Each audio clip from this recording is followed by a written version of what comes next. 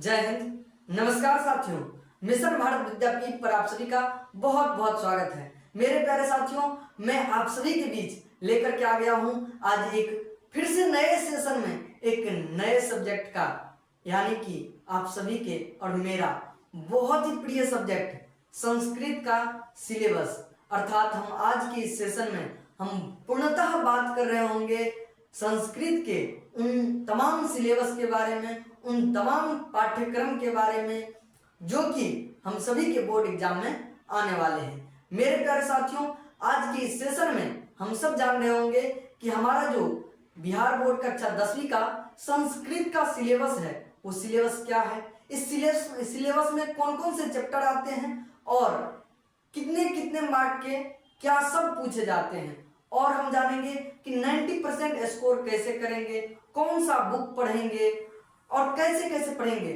सारी रणनीति को जानेंगे। और मेरे प्यारे साथियों, मैं बता दूं कि आपके चयन के जो भी सवाल होंगे संस्कृत से रिलेटेड, अभी से लेकर के एग्जाम तक क्या होना है, कैसे करना है, कैसे पढ़ना है, क्या क्या पढ़ना है, हर चीज का जवाब आपको मिलने वाला है इस सेशन में। तो मेरे प्यारे साथियों, आप सभी से मेरा एक छोटा सा रिक्वेस्ट कि चैनल को कर दीजिए सब्सक्राइब और अपने दोस्तों में, अपने भाइयों में, अपने उन तमाम मित्रों में शेयर कर दीजिए इस सेशन को जो कि कक्षा 10वीं में पढ़ते हैं। ठीक है, तो उन सभी के पास शेयर कर देंगे। और मैं इस सेशन को शुरू करूं उससे पहले मैं बता दूं कि मैंने क्वेश्चन पेपर भी लेकर के आया है। ठीक है, तो क्वेश्चन पेपर से अपन आज एक नए तरीके से पैटर्न को जानेंगे। ठीक है मेरे भाई, और जो है अभी मैं बता दूं कि हमारे ये मिशन भारत विद्यापीठ पर हर सब्जेक्ट के सिलेबस करवा दिए गए हैं कि क्या क्या सिलेबस होने वाले हैं। मैथ्स के भी करा दिए गए हैं, उसके बाद साइंस के एसएसटी के आर.के. नारायण सर के द्वारा, उसके बाद हिंदी के, उसके बाद आज संस्कृत का हो ही रहा है। तो सारे सब्जेक्ट के हो लगभग इस वीडियो के बाद आपके हो चुके हैं सिलेबस। तो मेरे प्यारे साथियों, मैं उम्मीद करता हूं कि आप सब उन सारे सिलेबस वाले वीडियो को भी देख लेंगे, क्योंकि अगर आप किसी मैदान जंग में कूदते हैं उससे पहले रणनीति, उसका जो है संपूर्ण पाठ्यक्रम जरूरी होता है। कहाँ क्या है, कैसे है, एक एक चीज चाहे किसी भी क्षेत्र में हो, हर क्षेत्र का एक अपना सिलेबस है, एक अपना बैकग्राउंड है। समझ लो कि ये उस चैप्टर का बैकग्राउंड है। मेरे प्यारे साथियों, और जानते हैं क्या है हमारा सिलेबस।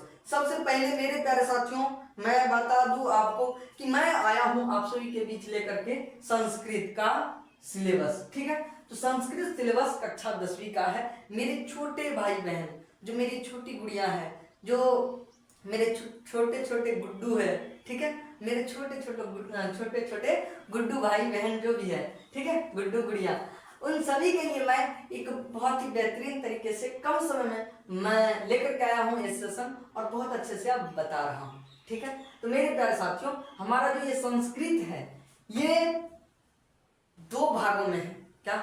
दो भागों में, अर्थात एक बुक है और एक व्याकरण है। एक बुक है और एक व्याकरण है। व्याकरण है, एक बुक है और एक व्याकरण है। तो मेरे प्यारे साथियों, एक बुक और व्याकरण में अब जानते हैं कि किसका किसका क्या सिलेबस है, क्या चैप्टर है। ठीक है मेरे प्यारे साथियों, मेरे माइंड में अभी बहुत सारा चीज चल रहा है आप सबों के लिए। ठीक है, कि आप सभी के लिए मैं बहुत सारे रणनीति तैयार करके रखा हूं। मेरे पास वक्त नहीं है कि मैं उसे आप तक पहुंचा सकूं।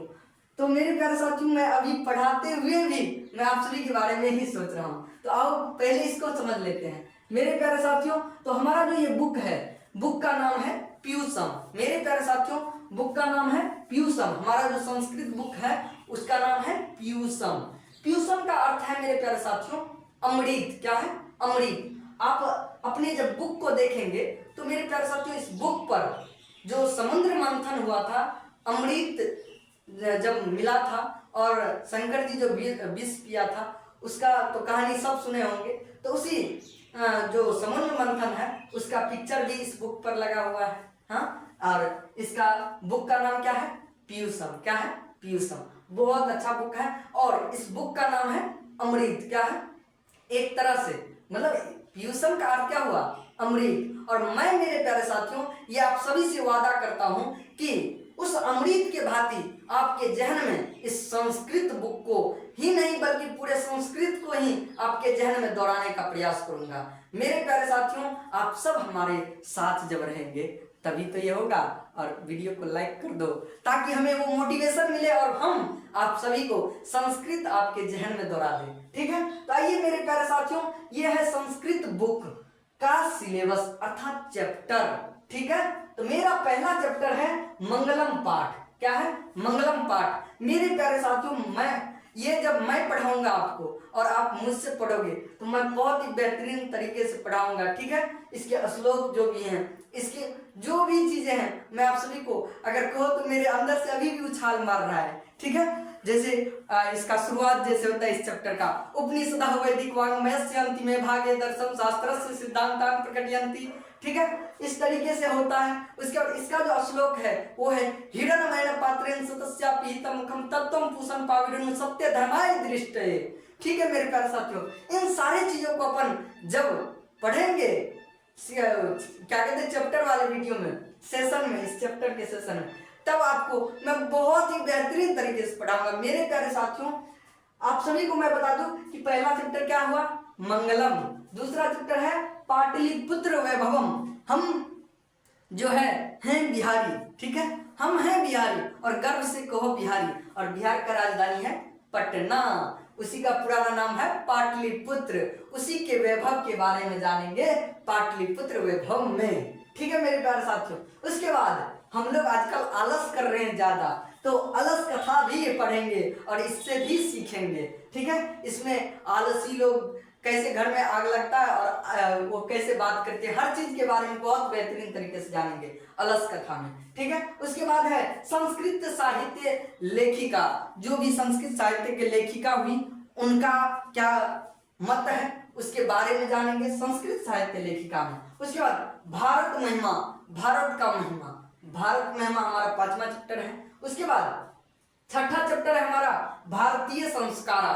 भारतीय संस्कारा मतलब भारत के जो संस्कार हैं, हम सभी का जो संस्कार है, वसुदेव कुटुंबकम में जो समाया हुआ संस्कार है, उन सारी चीजों को हम जानेंगे इसमें। उसके बाद नीति श्लोका, हम लोग नीति को मानने वाले लोग हैं तो नीति श्लोका के बारे में भी जानेंगे। मेरे प्यारे बच्चों, मेरे प्यारे साथियों, उन सभी नीति के बारे में जानेंगे जो हम सभी के लिए बहुत महत्वपूर्ण है। मेरे प्यारे साथियों 8वां पढ़ेंगे कर्मवीर कथा। क्या पढ़ेंगे? कर्मवीर कथा। कर्मवीर, कर्मवीर क्या मेरे भाई। उसके बाद 9वां पढ़ेंगे स्वामी दयानंद। क्या? स्वामी दयानंद हमारे सनातन धर्म के जो कह सकते हैं एक बहुत ही अमूल्य और महान आत्मा कह सकते हैं इसे, तो वो स्वामी दयानंद जी के बारे में हम लोग जानेंगे। मेरे प्यारे साथियों 10वां है मंदाकिनी वर्णम। 10वां चैप्टर है मंदाकिनी वर्णम। 11वां है व्याघ्रपतिक कथा। 11वां है व्याघ्रपतिक कथा। 12वां है कर्णस्य दानवीरता। कौन नहीं जानता है कर्ण के दान के बारे में, दान की वीरता के बारे में, तो वही है कर्णस्य दानवीरता। मेरे प्यारे साथियों 13वां चैप्टर है विश्व शांति। विश्व शांति।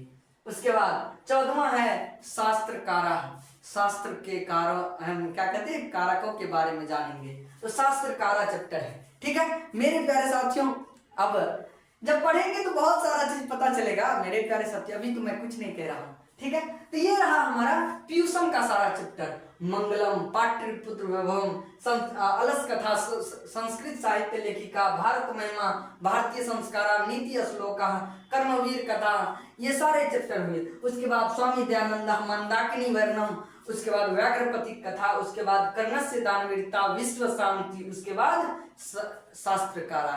ठीक है, तो मेरे प्यारे साथियों ये हुआ आपके जो है संस्कृत बुक का चैप्टर। आपको शायद इसका जो है टेम्पलेट भी मिल जाएगा। ठीक है, आप देख लो, स्क्रीनशॉट ले लेना। ठीक है, उसके बाद आपके पास है व्याकरण। व्याकरण में हमारे 2 पार्ट हैं, ऑब्जेक्टिव और सब्जेक्टिव। मेरे प्यारे साथियों बुक में मैंने नहीं बताया क्योंकि बुक से बराबर रहता है ऑब्जेक्टिव। ठीक है, और आपको ऑब्जेक्टिव बुक से भी बनाने हैं और व्याकरण से भी, ठीक है। तो बुक तो पढ़ेंगे ही, और बुक में हमारा सब्जेक्टिव ऑब्जेक्टिव दोनों होता है। उसी तरीके से व्याकरण में भी हमारे पास इंपॉर्टेंट जो टॉपिक है व्याकरण के, उन्हें हम जानते हैं। इसमें हमारा जो इंपॉर्टेंट है मेरे प्यारे साथियों, इधर आ जा रहा हूं, इसमें है पहला हमारा क्या है, तो वर्ण। क्या है मेरे प्यारे साथियों, वर्ण। क्या है, वर्ण। उसके बाद दूसरा है संधि, तीसरा है उपसर्ग, चौथा है प्रत्यय, पांचवा है लकार जिसे आप कहते हैं शब्द रूप। क्या कहते हो, शब्द रूप। छठा है विभक्ति। छठा क्या है, विभक्ति, जिसे आप कहते हो कारक, रूपावली या रूपाली, ठीक है। हाँ, रूपा कोई है नहीं है, ठीक है। सातवां चैप्टर है समास, ठीक है। तो मेरे प्यारे साथियों, ये आपके हो गए ऑब्जेक्टिव के लिए मुख्य जो हमारे चैप्टर के पॉइंट है, ठीक है। वर्ण पढ़ने हैं, संधि पढ़ने हैं, उपसर्ग पढ़ने हैं, प्रत्यय पढ़ने हैं, लकार पढ़ने हैं, विभक्ति पढ़ने हैं, उसके बाद समास पढ़ने हैं, ठीक है। हाँ, तो ये सारी चीजें हैं, ठीक है। उसके बाद सब्जेक्टिव के लिए मेरे प्यारे साथियों, सब्जेक्टिव में हमें गद्यांश बनाने हैं व्याकरण से, उसके बाद अनुच्छेद बनाने हैं, उनके बाद पत्र लेखन बनाना है, उसके बाद अनुवाद बनाना है। अब मेरे प्यारे साथियों, ये जो मैं लाया हूं, ये ऐसे ही लाके तो नहीं रख लिया हूं, इसको भी मैं आपको बताता हूं, ठीक है, बहुत अच्छे तरीके से। और मैं आपको बता दूं कि लाइक कर दो वीडियो को, ठीक है, और शेयर भी कर दो यार। तो ऐसा आपका क्वेश्चन आता है मेरे प्यारे बच्चों। इस तरीके से आपका जो खंड अ होता है उसमें ऑब्जेक्टिव शुरू होते हैं, और मैं आपको साथ साथ में पैटर्न भी बताते हुए चलता हूं, ठीक है, तब अच्छा रहेगा। हाँ, तो एग्जाम पैटर्न, क्या एग्जाम पैटर्न, तो हमारा है एग्जाम पैटर्न। एग्जाम पैटर्न में मेरे प्यारे बच्चों, एग्जाम पैटर्न हमारा जो कहता है वो कहता है कि भाई हम दो भागों में हैं, एक है ऑब्जेक्टिव और दूसरा है सब्जेक्टिव। दूसरा क्या है मेरे प्यारे बच्चों, सब्जेक्टिव। हमारे गुड्डू गुड़िया, मैं आपको बता दूं कि आपके जो ऑब्जेक्टिव आते हैं वो कुल 100 आते हैं। कितने आते हैं, 100। आपको इस मार्कर से नहीं दिख रहा मेरे गुड्डू, हाँ, तो ये 100 आते हैं आपके। 100 में कितने बनाने हैं, 50। 100 में 50 ऑब्जेक्टिव बनाने हैं। कितने, 100 में 50 ऑब्जेक्टिव बनाने हैं। उसके बाद सब्जेक्टिव में मेरे प्यारे बच्चों, सब्जेक्टिव में आपके जो आते हैं वो ये सारी चीजें आते हैं। सब्जेक्टिव में आपके पहला गद्यांश आता है, गद्यांश, ये 1 नंबर वाला गद्यांश आता है। मैं इस सब्जेक्टिव में ये यहाँ ही बता देता हूँ, नहीं तो यहाँ लिखूंगा फिर जगह भी नहीं बचेगा और फिर मिटाना भी पड़ेगा, ठीक है। तो इससे अच्छा कि हम लोग यहाँ पर जब लिख ही रखे हैं सब्जेक्टिव तो उसको वहां पर ले लेते हैं, ठीक है। यहाँ पर देखो, तो गद्यांश होता है इस तरीके से। आपका जब ऑब्जेक्टिव खत्म होगा पहले आप ऑब्जेक्टिव बनाओगे, और इसका कहना है कि आप जो ये 100 में से 50 बनाओगे उसका काउंटिंग होगा 1 से।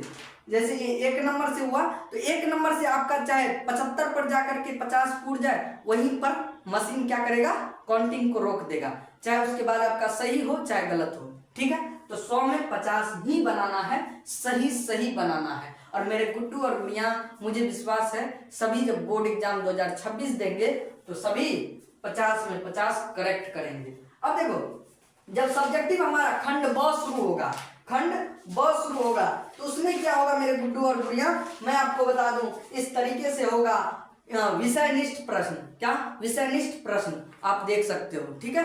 विषयनिष्ठ प्रश्न में गुड्डू और गुड़िया को मैं बता दूं, और पठित गद्यांश आता है 13 नंबर का।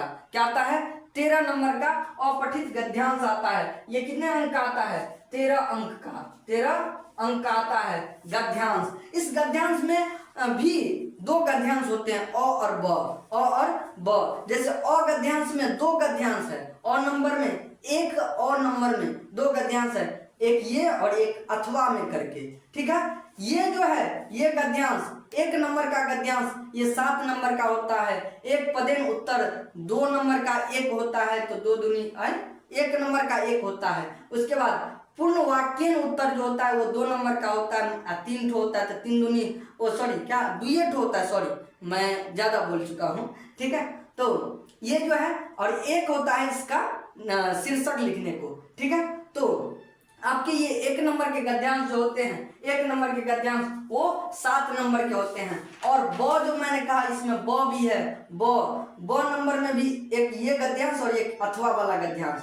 तो मेरे प्यारे साथियों ये जो है 6 नंबर का, तो पिछला वाला गद्यांश जो था वो 7 का था और ये 6 का है। दोनों में से आप कोई भी बनाओ, मतलब 4 गद्यांश आते हैं उनमें से 2 बनाने होते हैं, 4 गद्यांश आते हैं उनमें से 2 बनाने होते हैं। ठीक है, एक गद्यांश 7 नंबर का, एक गद्यांश 6 नंबर का, 7 6 13 अंक का हो गया।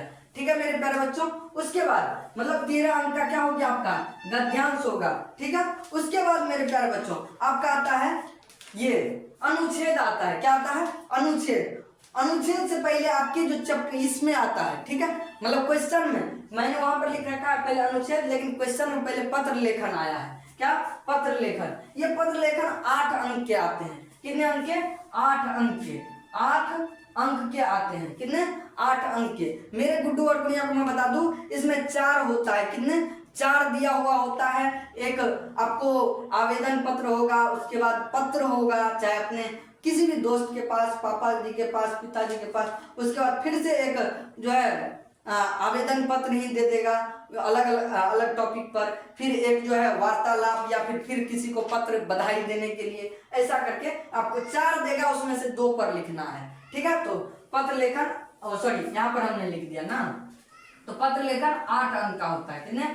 8 अंक का। ठीक है, उसके बाद आपका अनुच्छेद उसके बाद आता है। तो मेरे प्यारे बच्चों अनुच्छेद 8 अंक का आता है, सॉरी क्या 13 अंक का, मैं तो ज्यादा ही बोल दे रहा हूँ यार, क्षमा करना। ठीक है, तो 8 सॉरी फिर लिख रहा हूँ 13 अंक। क्या? 13 अंक। ठीक है, 13 अंक का क्या आता है? अनुच्छेद आता है मेरे बच्चों।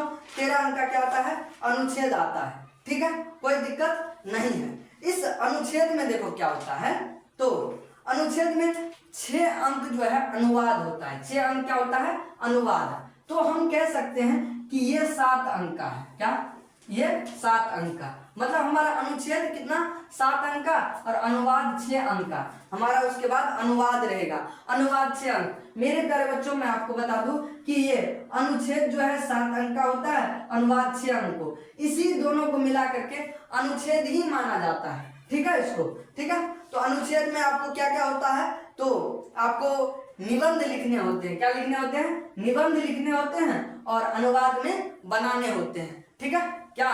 जैसे ट्रांसलेट करने होते हैं हिंदी से संस्कृत में। मेरे प्यारे बच्चों मैं आपको बता दूं कि ये आपके हो गए क्या? सब्जेक्टिव। उसके बाद बुक से जो आता है, बुक से आपके आते हैं लघु उत्तरीय प्रश्न। क्या आते हैं? लघु उत्तरीय प्रश्न, लघु उत्तरीय प्रश्नोत्तर प्रश्न आते हैं, लघु उत्तरीय प्रश्न आते हैं बुक से, और व्याकरण से ये सारे आते हैं। अगर आप तो ये आता है, ये कितने 16 मार्क के आते हैं, मतलब ये आपको 2-2 मार्क के होते हैं, मतलब 16 ठो रहेगा, उसमें से 8 बनाने हैं, 2 मार्क के हैं, तो 8 दूनी 16।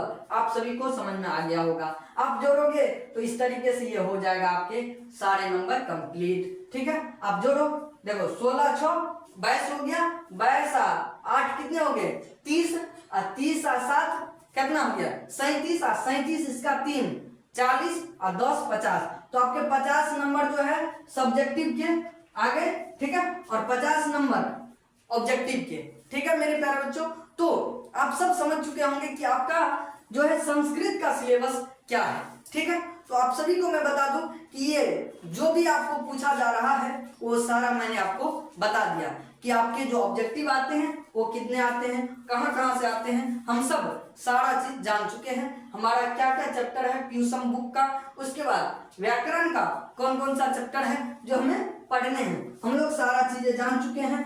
सब्जेक्टिव में हमें किस पार्ट पर फोकस करना है वो मैं आपको बता दूं, वो फोकस करना है गद्यांश पर, अनुच्छेद पर, पत्र लेखन पर और अनुवाद पर, मतलब इस सारी चीजों को करना है।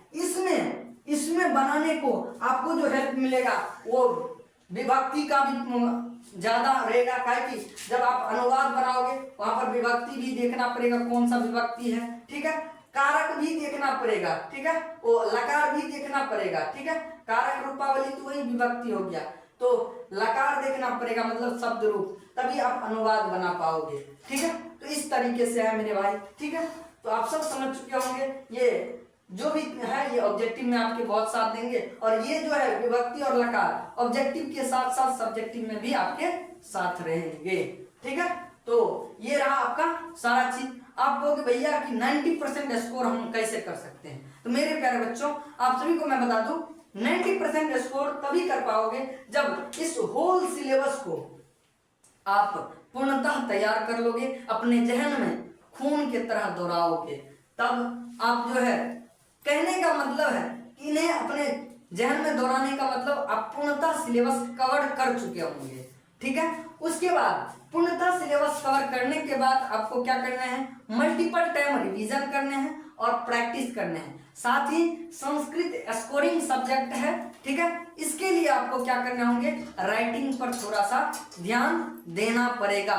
ठीक है, राइटिंग पर थोड़ा सा ध्यान देना पड़ेगा, इसलिए अभी से राइटिंग पर ध्यान देना है। ठीक है, देखो मेरे भाई, यूपीएससी तक का ये इतिहास रहा है जहां पर नहीं देखा जाता है कुछ, फिर भी यूपीएससी सब में भी जो भी बड़े बड़े टॉपर निकले हैं उन सभी का राइटिंग बहुत बेस्ट रहा है, इसीलिए आपको भी अपने राइटिंग को बेस्ट रखने हैं। ठीक है, उसके बाद आपको ये भी ध्यान में आ रहा हो कि भैया हम नोट्स भी चाहते हैं, हम कैसे बनाएंगे नोट्स। ठीक है, मेरे प्यारे बच्चों, मैं जो आपको करवाऊंगा उसके साथ मैं भी आपको नोट्स प्रोवाइड करता हूँ। ठीक है, वो मिला जुला के फ्री ऑफ कॉस्ट ही है, बहुत कम जो है फी है।